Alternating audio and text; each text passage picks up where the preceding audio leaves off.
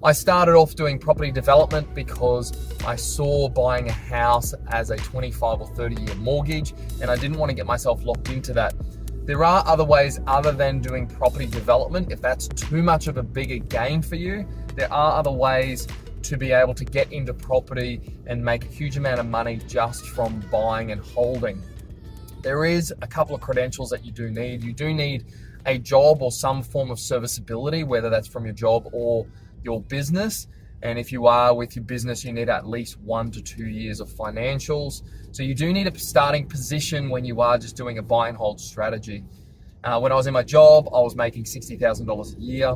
I had some serviceability, but back then I got taught a way to do property development, and all the BAW rich listers were property developers or property investors of some description. So you're in good company when it comes to doing property development or investing.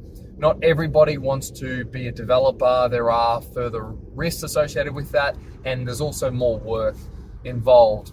But if you do want to just jump into property investment, you can just accumulate multiple properties. There was a book I read when I was 15 or 16. It was 0 to 150 Properties, written by Steve McKnight. And that book was written pre-GFC. It's a really fantastic book if you haven't already read it. But a lot of those rules that he does, or that how he accumulates properties, doesn't or isn't actually available to us anymore post-GFC. So what he built up was a lot easier pre-GFC. And there is a way to do it in the same light as how he did it, in that he was going out buying positively geared properties. So that means properties that pay for their own expenses and then put money back into your own pocket.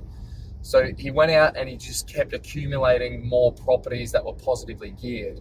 And he went to 150 properties in 3.5 years. So he amassed a massive property portfolio in a short period of time. Every time he bought a property, his serviceability would increase, because that positively geared portion, so that extra cash flow that he was getting after the expenses from each property, he was adding to his income. So every time he bought a property, his income would actually increase. Post GFC, post APRA regulations, tightening of the banks, lending criteria and safe lending practices, you can't do that anymore, which means that every time you buy a property, at least under the same entity, every time you buy a property, you actually reduce your serviceability, or you reduce your income in the light of the bank. It doesn't matter whether that property pays for its own expenses and more. It still means when the bank comes to do an assessment on you, your serviceability is actually reduced. It's less.